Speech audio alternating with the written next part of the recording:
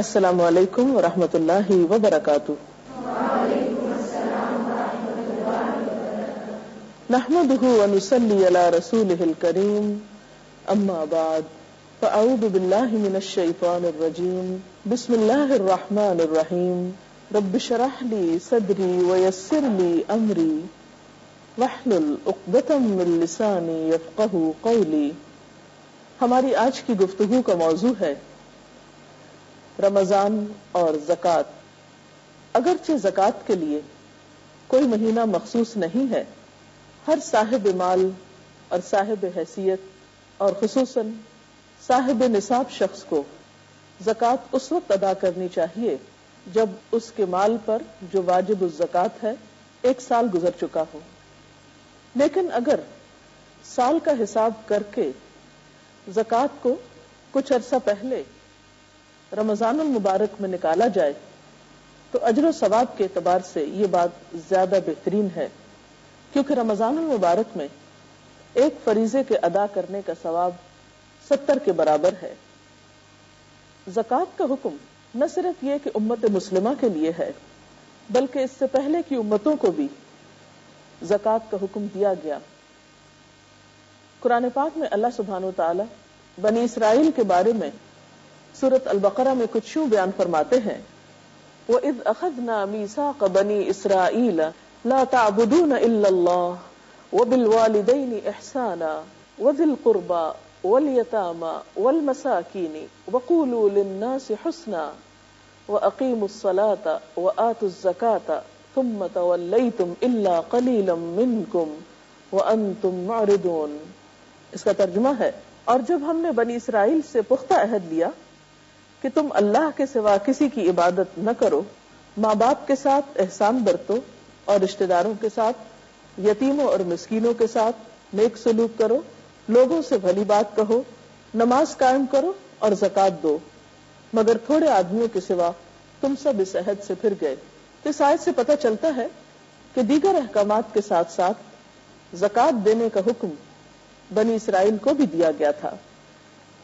امت مسلمہ پر اس کی فرضیت کے بارے میں قرآن پاک میں آتا ہے: وَأَقِيمُوا الصَّلَاةَ وَآتُوا الزَّكَاةَ وَأَطِيعُوا اللَّهَ وَأَطِيعُوا الرَّسُولَ. قرآن پاک کی روح سے اہل ایمان کے لیے بھی زکوٰۃ کو ایک فریضہ قرار دیا گیا. قرآن و سنت کے مطالعے سے یہ بات پتہ چلتی ہے کہ زکوٰۃ اسلام کے بنیادی ارکان میں سے ایک اہم رکن ہے. قرآن پاک میں 82 مقامات پر نماز کے ساتھ زکوٰۃ کا حکم پایا جاتا ہے.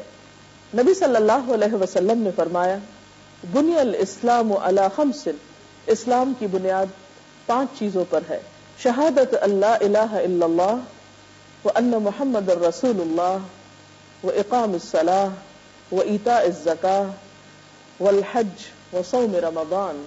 آپ صلی اللہ علیہ وسلم نے فرمایا اسلام کی بنیاد 5 چیزوں پر ہے: اس بات کی گواہی دینا کہ اللہ کے سوا کوئی معبود نہیں اور محمد صلی اللہ علیہ وسلم اللہ کے رسول ہیں، نماز قائم کرنا، زکوٰۃ دینا، حج کرنا اور رمضان کے روزے رکھنا.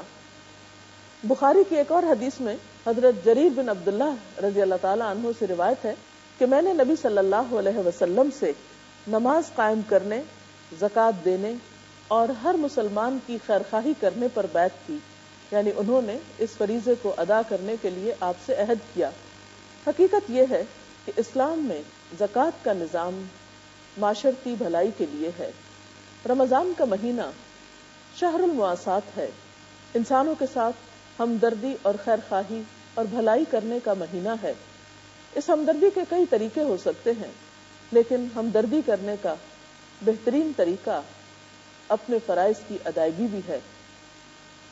اللہ تعالیٰ نے صاحب حیثیت مسلمانوں کے مال میں فقراء کا حق رکھ دیا ہے اور اس کے بہت سے فائدے بھی بتائے ہیں. سب سے بڑا فائدہ تو یہ ہے کہ اس کی بدولت انسان آخرت کے سب سے بڑے امتحان میں کامیاب ہوتا ہے.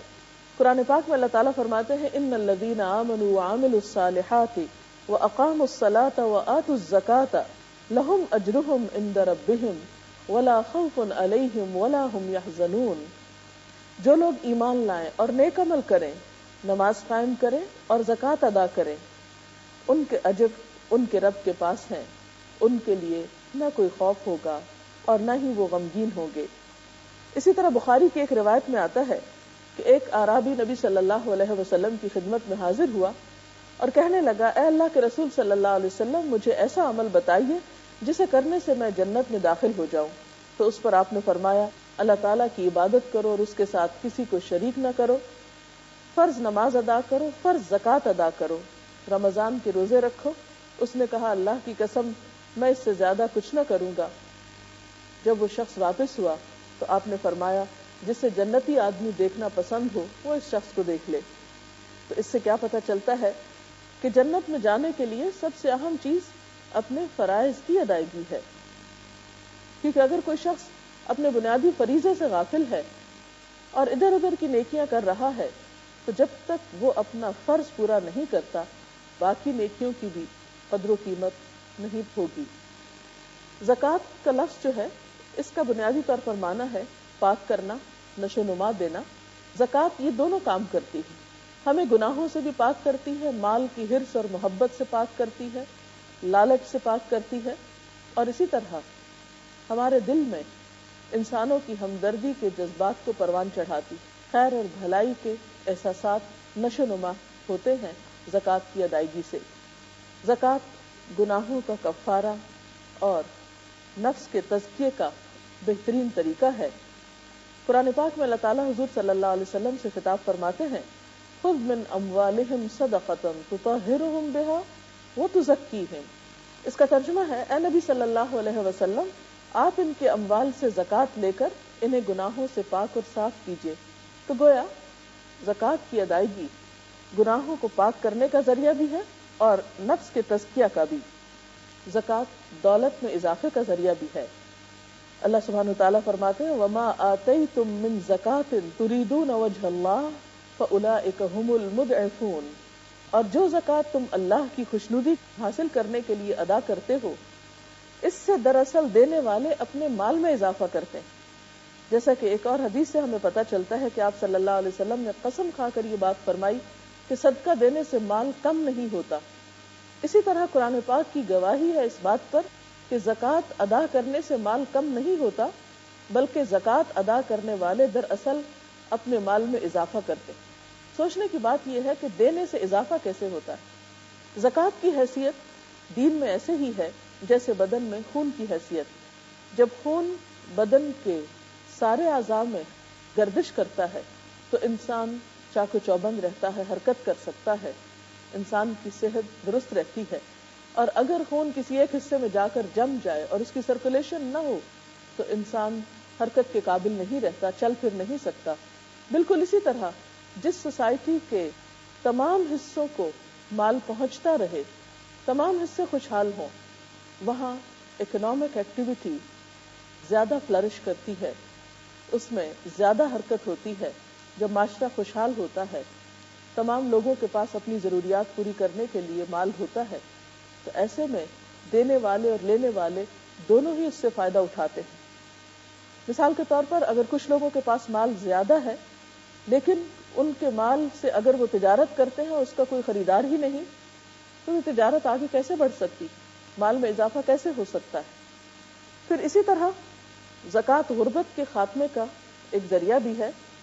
حضرت معاذ رضی اللہ تعالیٰ عنہ کو آپ صلی اللہ علیہ وسلم نے جب یمن بھیجا تو خاص طور پر تاکید کی کہ تم جان لو کہ اللہ نے ان کے مالوں میں صدقہ فرض کیا ہے جو ان کے اغنیاء سے لیا جائے گا اور ان کے فقراء کو دیا جائے گا۔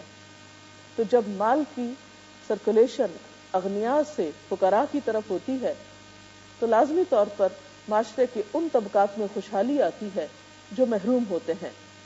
پھر اسی طرح زکوٰۃ جہاں ادا کرنے کے فائدے ہیں بہت سے، وہاں ادا نہ کرنے کے نقصان بھی ہیں۔ پہلی بات تو یہ کہ قرآن پاک میں زکوٰۃ نہ دینے والوں کے لیے ہلاکت کا پیغام سنایا گیا۔ فرمایا وَوَيْلٌ لِّلْمُشْرِكِينَ الَّذِينَ لَا يُؤْتُونَ الزَّكَاةَ وَهُمْ بِالْآخِرَةِ هُمْ كَافِرُونَ۔ تباہی ہے ان شرک کرنے والوں کے لیے جو زکوٰۃ نہیں دیتے اور وہ آخرت کے منکر ہیں۔ اسی طرح ایک حدیث میں آتا ہے، آپ صلی اللہ علیہ وسلم نے فرمایا مانع الزکاة یوم القیامة فی النار زکات نہ دینے والا قیامت کے دن آگ میں ہوگا۔ قرآن پاک کی ایک اور آیت سے بھی یہ بات ہمیں پتہ چلتی ہے کہ والذین یکنزون الذھب والفضة ولا ينفقونها في سبيل الله فبشرهم بعذاب أليم يوم تكوى بها جباههم وجنوبهم وظهورهم هذا ما كنزتم لأنفسكم فذوقوا ما كنتم تكنزون۔ دردناک سزا کی خوشخبری سنا دو ان لوگوں کو جو سونا اور چاندی جمع کر کے رکھتے ہیں اور انہیں اللہ کی راہ میں خرچ نہیں کرتے، کہ ایک دن آئے گا کہ اسی سونے چاندی پر جہنم کی آگ دہکائی جائے گی، اور پھر اسی سے ان لوگوں کی پیشانیوں کو، پہلوؤں کو اور پیٹھوں کو داغ لگائے جائیں گے، یعنی جہنم کی آگ سے اس مال کو تپا کر ان کے جسموں پہ داغ لگائے جائیں گے، اور کہا جائے گا یہ ہے وہ خزانہ جو تم نے اپنے لیے جمع کیا، اب اپنی سمیٹی ہوئی دولت کا مزہ چکھو۔ اسی طرح ایک اور آیت میں آتا ہے وَلَا يَحْسَبَنَّ الَّذِينَ يَبْخَلُونَ بِمَا آتَاهُمُ اللَّهُ مِنْ فَضْلِهِ هُوَ خَيْرًا لَهُمْ بَلْ هُوَ شَرٌّ لَهُمْ سَيُطَوَّقُونَ مَا بَخِلُوا بِهِ يَوْمَ الْقِيَامَةِ۔ جن لوگوں کو اللہ تعالیٰ نے اپنے فضل سے مال و دولت دی ہے اور وہ بخل سے کام لیتے ہیں، وہ اس خیال میں نہ رہیں کہ یہ بخل ان کے حق میں بہتر ہے، بلکہ یہ ان کے لیے بہت ہی برا ہے۔ اس بخل سے جو کچھ وہ جمع کر رہے ہیں اسے قیامت کے دن توق بنا کر ان کے گلے میں ڈال دیا جائے گا۔ ایک اور حدیث اس بات کی مزید وضاحت کرتی ہے۔ نبی صلی اللہ علیہ وسلم نے فرمایا جس کو اللہ تعالیٰ نے مال دیا اور اس نے اس کی زکوٰۃ ادا نہ کی تو قیامت کے دن اس کا مال گنجے سانپ کی شکل بن کر جس کی آنکھوں پہ 2 نقطے ہوں گے اس کے گلے کا توق بن جائے گا، پھر اس کی دونوں باچھیں پکڑ کر کہے گا میں تیرا مال ہوں، میں تیرا خزانہ ہوں۔ پھر آپ نے یہ آیت تلاوت فرمائی جن لوگوں کو اللہ نے اپنے فضل سے مال دیا ہے اور وہ بخل کرتے ہیں وہ اپنے لیے اس بخل کو اچھا نہ سمجھے بلکہ یہ ان کے حق میں بہت برا ہے۔ ان قریب قیامت کے دن یہ بخل ان کے گلے میں توق کی شکل میں ہوگا، یعنی توق بن کر ان کے گلے میں لٹکے گا۔ یعنی توق کیا ہے؟ سزا کی ایک قسم ہے۔ تو اس سے پتہ چلتا ہے کہ زکوٰۃ کا نہ دینا آخرت میں شدید نقصان کا سبب بن سکتا ہے۔ صرف آخرت میں ہی نہیں بلکہ دنیا میں بھی اس کا نقصان ہے۔ زکوٰۃ نہ دینے کی صورت میں قحط سالی آتی ہے۔ نبی صلی اللہ علیہ وسلم نے فرمایا ما منع قوم الزکاۃ الا ابتلاهم اللہ بالسنین۔ زکوٰۃ ادا نہ کرنے والوں کو اللہ تعالیٰ قحط سالی میں مبتلا کر دیتے ہیں۔ آپ صلی اللہ علیہ وسلم کے فرمان کے مطابق اگر وہاں یعنی اس قوم میں، اس علاقے میں چرند پرند نہ ہو، جانور نہ ہو تو ان پر ایک قطرہ بھی بارش کا نہ برسے، یعنی اللہ تعالیٰ ایسے لوگوں سے اتنا غضبناک ہوتا ہے اور ان کو اپنی رحمت سے محروم کر دینا چاہتا ہے جن کے دلوں میں بندوں کے لیے رحم کا جذبہ نہیں، کیونکہ آپ نے فرمایا کہ جو زمین والوں پر رحم نہیں کرتا اس پر آسمان والا بھی رحم نہیں کرتا۔ انسانی ہمدردی ایک مسلم کا بنیادی شعار ہونا چاہیے۔ انما الصدقات للفقراء والمساکین والعاملین علیہا والمؤلفۃ قلوبہم وفی الرقاب والغارمین وفی سبیل اللہ فریضۃ من اللہ واللہ علیم حکیم۔ اس کا ترجمہ ہے کہ یہ صدقات تو دراصل فقیروں اور مسکینوں کے لیے ہیں، یعنی فقیر اور مسکین سب سے پہلے، اور ان لوگوں کے لیے جو زکوٰۃ کے کام پر مامور ہو اور ان کے لیے جن کی تالیف قلب مطلوب ہو، نیز گردنیں چھڑانے اور قرض داروں کے لیے اور راہ خدا میں اور مسافر نوازی میں۔ یہ ایک فریضہ ہے اللہ کی طرف سے اور اللہ سب کچھ جاننے والا ہے اور وہ دانا و بینا ہے۔ وآخر دعوانا ان الحمد للہ رب العالمین۔